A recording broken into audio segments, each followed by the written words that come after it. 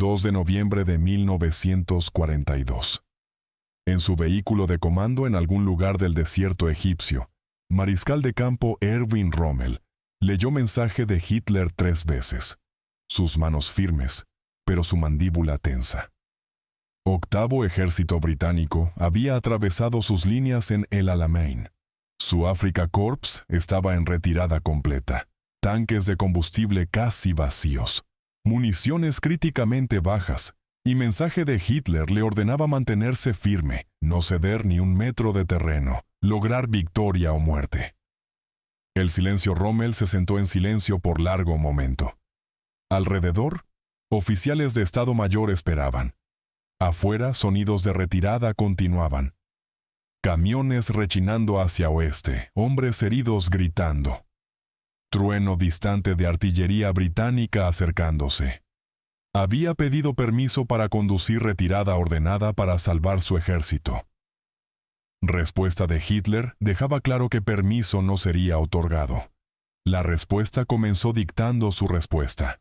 Palabras eran cuidadosas, formales, precisamente militares en su redacción. Pero entre líneas, cualquiera que conociera a Rommel podía leer desesperación.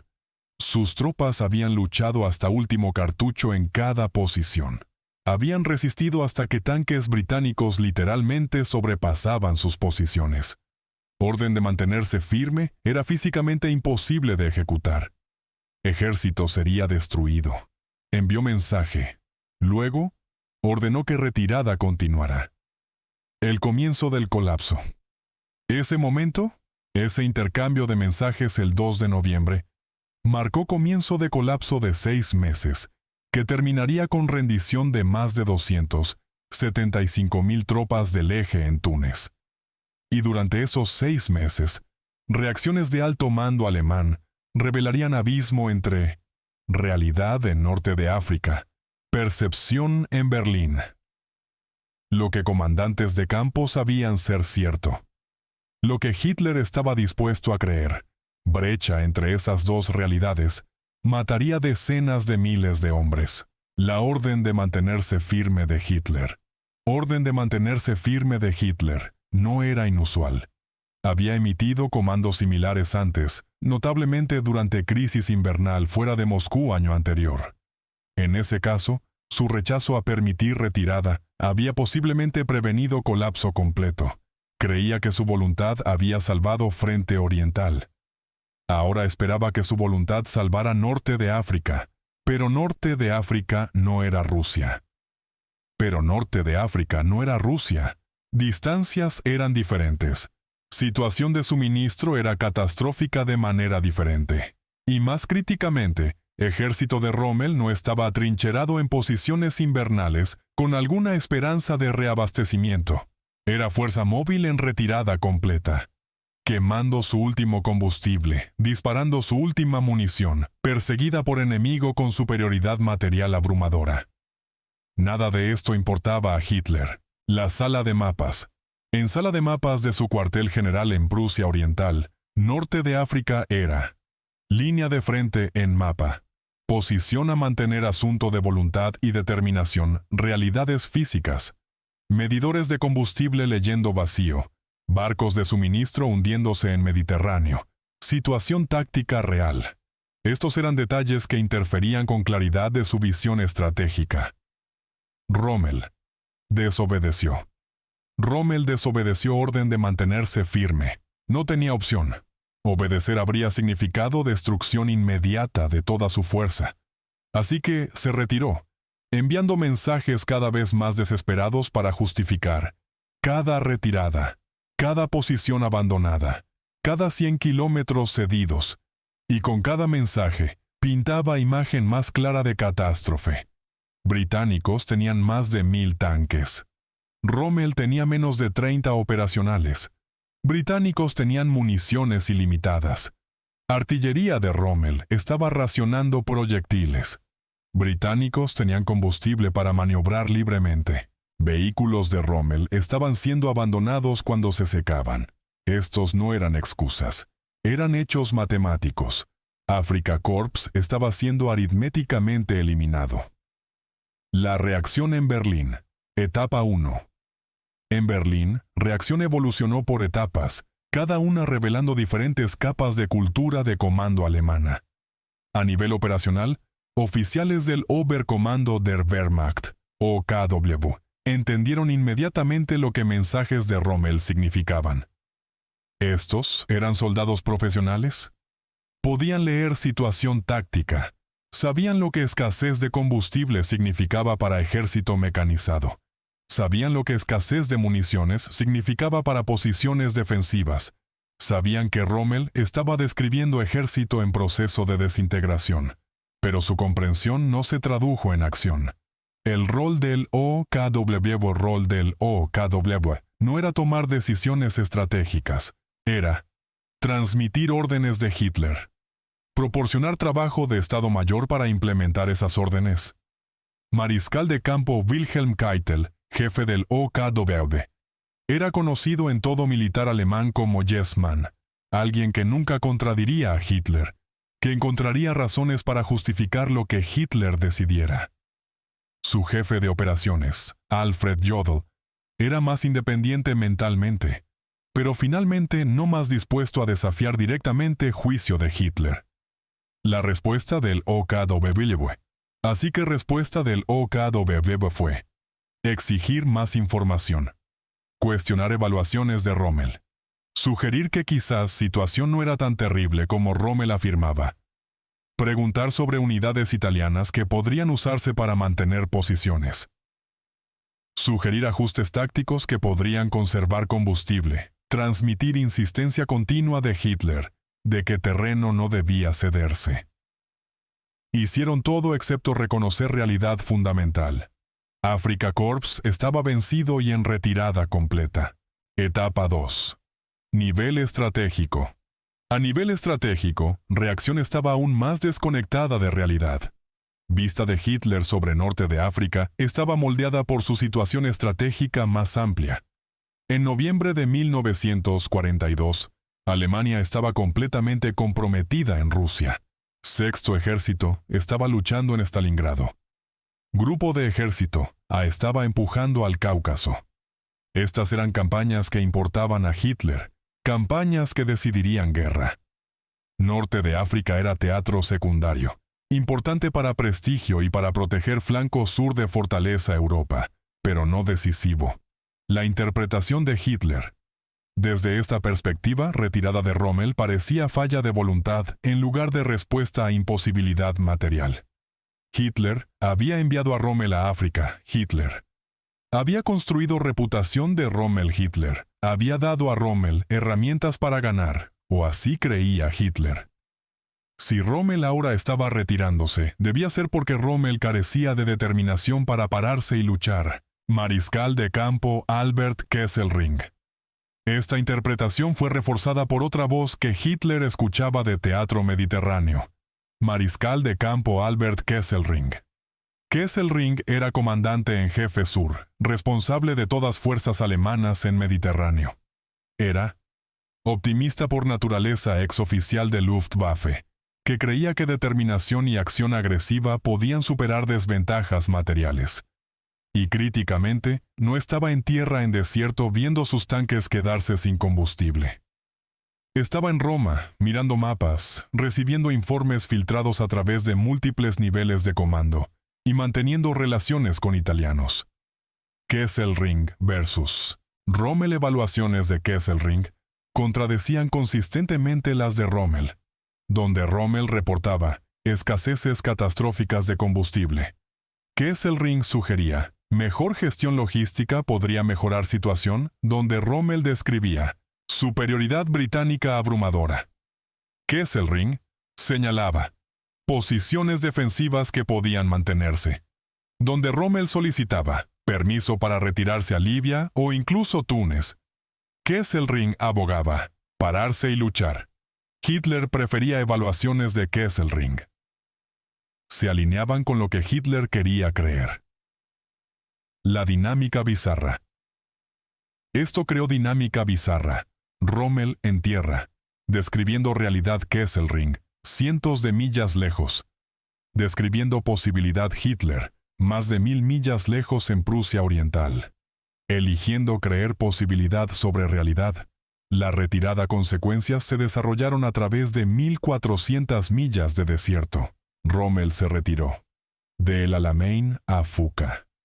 Luego a Mersa, Matru. Luego a Sidi Barrani a través de frontera libia por Bardia por Tobruk, fortaleza que había sitiado por 8 meses en 1941, ahora cedida en un día. Por Benghazi, por El Agheila.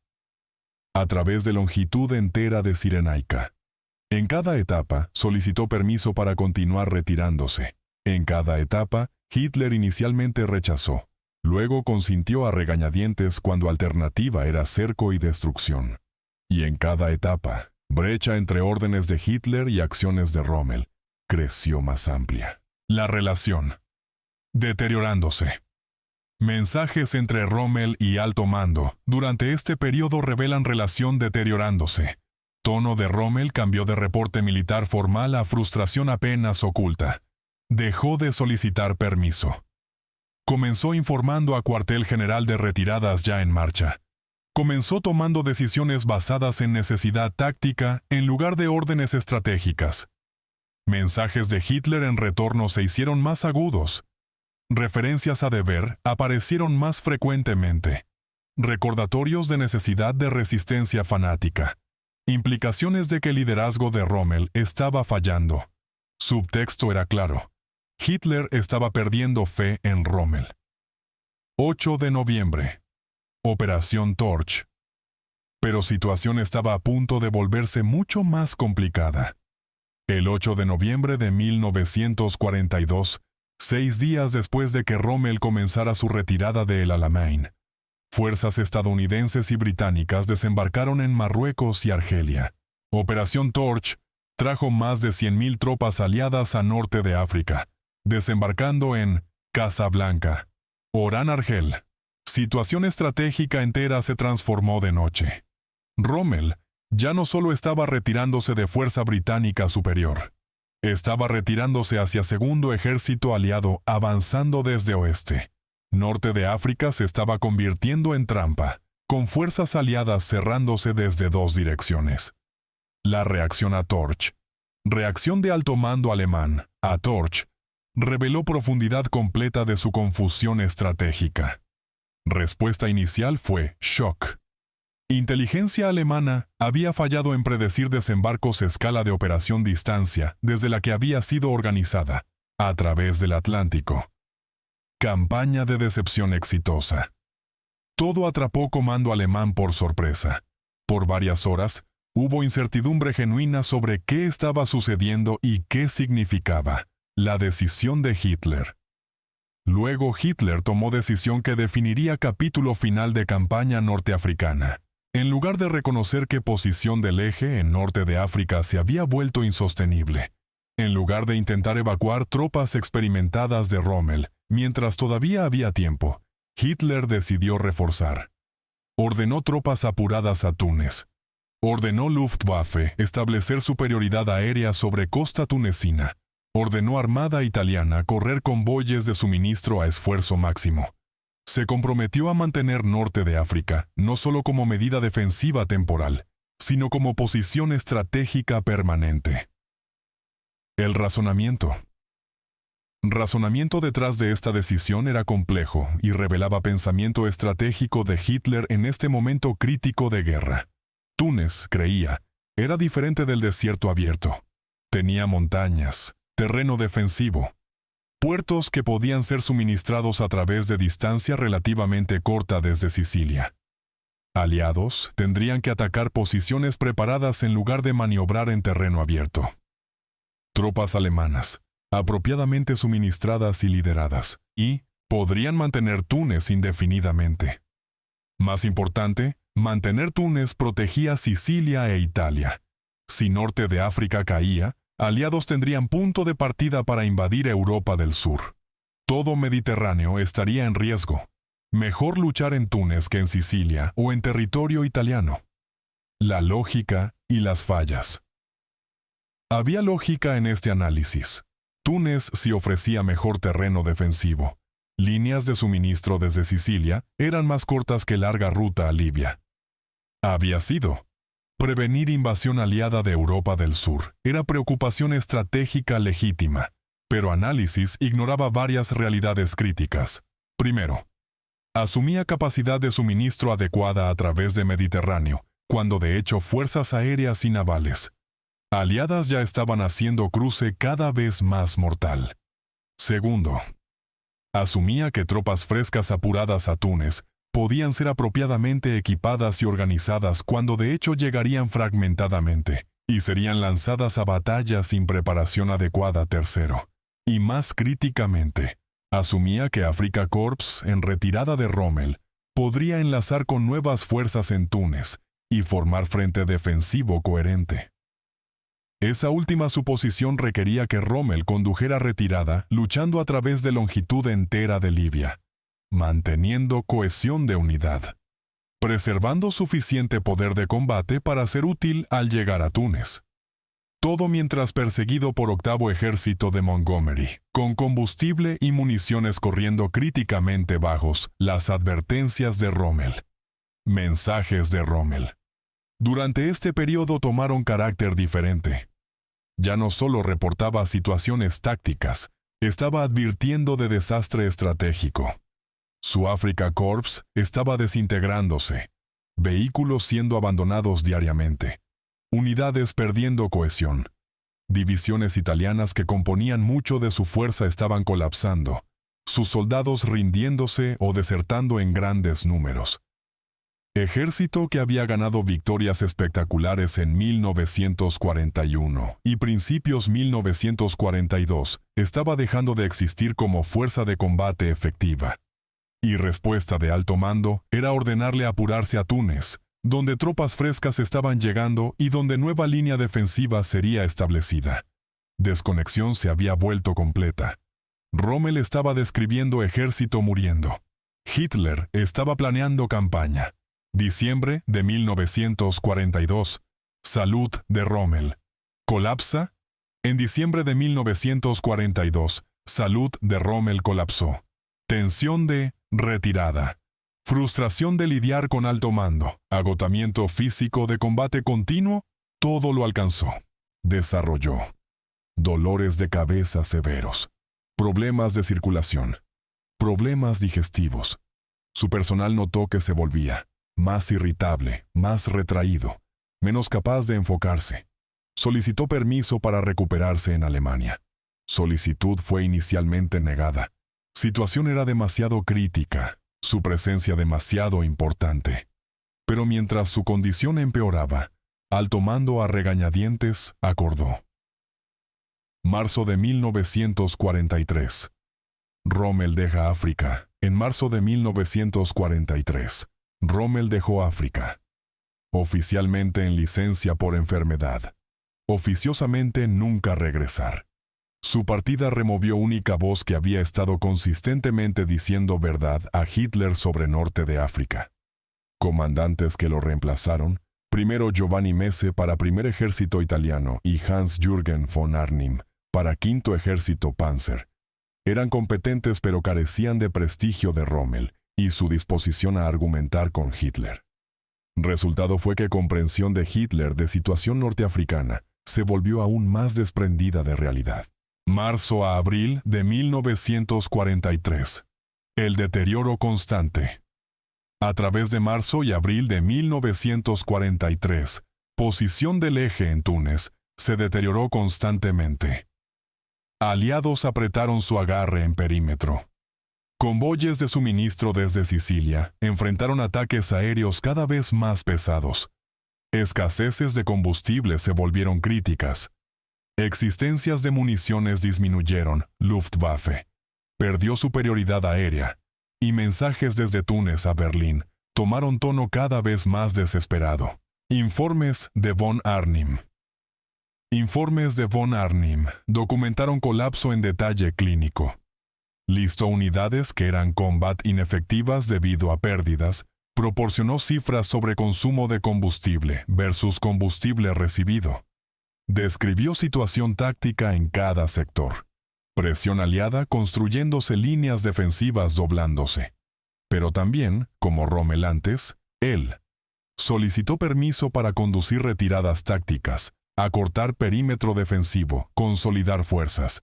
Y como Rommel antes, recibió órdenes de mantener cada posición, conducir contraataques, mantener defensa agresiva.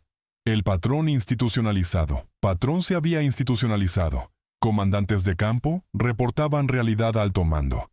Les ordenaba cambiar realidad por fuerza de voluntad. El rol de Kesselring. Rol de Kesselring durante esta fase final fue particularmente significativo. Permaneció optimista sobre defensibilidad de Túnez, incluso mientras situación se volvía obviamente desesperada. Sus informes a Hitler enfatizaban fortaleza de posiciones defensivas, llegada de refuerzos, dificultades que aliados estaban teniendo coordinando sus ataques. Algunos historiadores han debatido si Kesselring genuinamente creía sus evaluaciones optimistas o si estaba diciendo a Hitler lo que Hitler quería escuchar. Evidencia sugiere mezcla de ambos. Kesselring era por naturaleza optimista, alguien que buscaba oportunidades en lugar de detenerse en dificultades, pero también era operador político hábil que entendía cómo mantener confianza de Hitler, cualesquiera fueran sus motivaciones, sus evaluaciones. Dieron a Hitler razón para continuar creyendo que Túnez podía mantenerse, incluso mientras situación táctica hacía eso cada vez más imposible. Finales de abril. 1943. El fin se acerca. Para finales de abril, 1943. Fin se acercaba. Fuerzas aliadas habían comprimido perímetro del eje en pequeño bolsillo en noreste de Túnez. Más de 250.000 tropas del eje estaban atrapadas, espaldas al mar. Sin posibilidad de evacuación, sin posibilidad de salir. Suministros llegando desde Sicilia habían disminuido a goteo. Combustible era tan escaso que tanques estaban siendo usados como búnkeres estacionarios, municiones siendo estrictamente racionadas, suministros de alimentos corriendo bajos, suministros médicos agotados y aún. Órdenes desde Berlín eran mantener, luchar, resistir. 6 de mayo. La ofensiva final. El 6 de mayo, aliados lanzaron su ofensiva final. Fuerzas británicas atacaron hacia Túnez desde oeste. Fuerzas estadounidenses atacaron hacia Bizerta desde noroeste. Fuerzas francesas presionaron desde sur, perímetro del eje, colapsó en días. Mensajes. Finales de von Arnim. Mensajes finales de von Arnim a Berlín describieron desintegración. Unidades rindiéndose en masa. Líneas defensivas evaporándose. Comando y control desmoronándose. Fin era inminente. Respuesta de Hitler.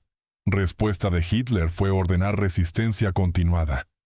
Cada posición debía mantenerse. Cada hombre debía luchar hasta último. Túnez debía convertirse en otro Stalingrado, fortaleza que ataría fuerzas aliadas y demostraría determinación alemana. Pero Túnez no era Stalingrado. No había posibilidad de alivio. No había posibilidad de reabastecimiento. No había propósito estratégico en resistencia continuada, excepto retrasar inevitable por días 13 de mayo de 1943. La rendición. El 13 de mayo de 1943. Últimas fuerzas del eje en Túnez se rindieron. Más de 275.000 hombres fueron a cautiverio, incluyendo 100.000 alemanes. Fue una de rendiciones más grandes en historia militar, comparable a Stalingrado 4 meses antes. La reacción en Berlín. Reacción en Berlín fue silencio atónito. Hitler había perdido 2 ejércitos en 5 meses. 6º ejército en Stalingrado en febrero, Afrika Korps, y sus refuerzos en Túnez en mayo. Más de 500.000 de hombres muertos o capturados. Divisiones enteras borradas del orden de batalla. Años de entrenamiento y equipo perdidos. Y a diferencia de Stalingrado, donde tropas rodeadas habían luchado hasta destrucción literal, en Túnez más de 200.000 hombres se habían rendido mientras todavía capaces de luchar. Se habían rendido porque, Resistencia continuada era inútil, estaban sin suministros. Situación era desesperada. Esta era parte que Hitler no podía aceptar. La interpretación de Hitler. En días siguiendo rendición, comentarios de Hitler sobre Norte de África revelaron su interpretación de lo que había sucedido. No reconoció que su estrategia había sido defectuosa. Su rechazo a evacuar cuando evacuación era posible había condenado tropas. Su insistencia en reforzar Túnez simplemente había proporcionado más prisioneros para aliados. En lugar, se enfocó en rendición misma. Tropas se habían rendido. No habían luchado hasta último hombre. No habían demostrado resistencia fanática que había ordenado falla. No era estratégica, era moral, la lección equivocada. Esta interpretación tendría consecuencias profundas para cómo Hitler condujo resto de guerra. Lección que tomó de Norte de África no fue que necesitaba escuchar a comandantes de campo, que realidades materiales importaban, que fuerza de voluntad sola no podía superar situaciones imposibles. Lección que tomó fue que soldados alemanes necesitaban ser más fanáticos, más dispuestos a morir, más resistentes a tentación de rendirse. Las consecuencias, órdenes de mantenerse firmes se volverían más frecuentes y más absolutas. Castigo por retirada no autorizada se volvería más severo. Expectativa de que unidades lucharan hasta destrucción completa se volvería estándar. Norte de África había enseñado a Hitler exactamente lección equivocada. Para los comandantes de campo. Para comandantes de campo, sobrevivientes que habían intentado decir verdad y sido ignorados. Colapso de Norte de África fue vindicación y tragedia mezcladas. Habían tenido razón sobre situación táctica. Habían evaluado precisamente lo que era posible y lo que no. Habían intentado salvar a sus hombres, y habían sido anulados en cada etapa por estructura de comando, que prefería ilusiones cómodas a realidades incómodas. La reacción de Rommel, recuperándose en Alemania, se enteró de rendición final mientras en licencia por enfermedad. Su reacción, registrada en cartas y memorias posteriores, fue resignación amarga. Había sabido que esto venía. Había advertido que esto venía. Había rogado por permiso para evacuar mientras evacuación era posible y había sido ignorado. 250.000 de hombres que se rindieron en Túnez incluían muchos que habían servido bajo él en Africa Corps, que habían luchado a través del desierto, que habían confiado que sus comandantes sabían lo que estaban haciendo.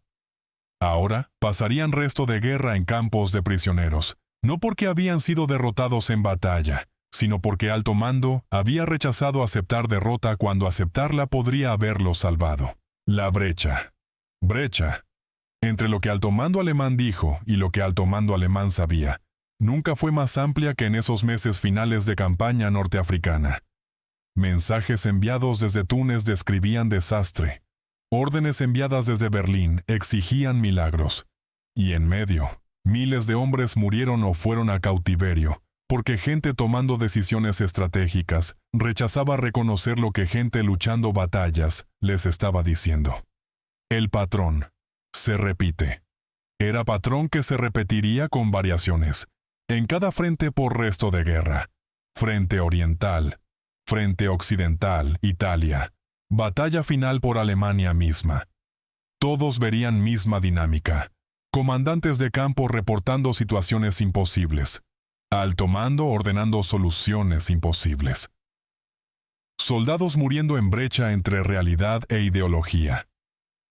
Norte de África fue donde ese patrón se estableció completamente, donde mecanismos de autoengaño y ceguera voluntaria se institucionalizaron en niveles más altos de comando alemán.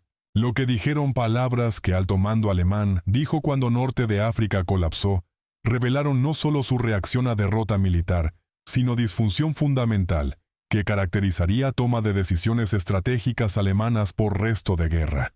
Dijeron mantener cuando retirada era necesaria. Dijeron luchar cuando rendición era inevitable. Dijeron victoria era posible, cuando derrota era cierta. Y siguieron diciendo estas cosas, Siguieron emitiendo estas órdenes, siguieron exigiendo estas imposibilidades, incluso mientras evidencia se acumulaba de que sus palabras habían perdido toda conexión con realidad que sus soldados enfrentaban. La verdad final. Eso fue lo que alto mando alemán dijo cuando Norte de África colapsó. Y por eso el colapso, cuando vino, fue mucho peor de lo que necesitaba ser. Conclusión. Si esta historia de desconexión entre liderazgo y realidad, de soldados pagando precio por delusión estratégica, te ha conmovido, suscríbete a Historias del Frente Mundial ahora mismo.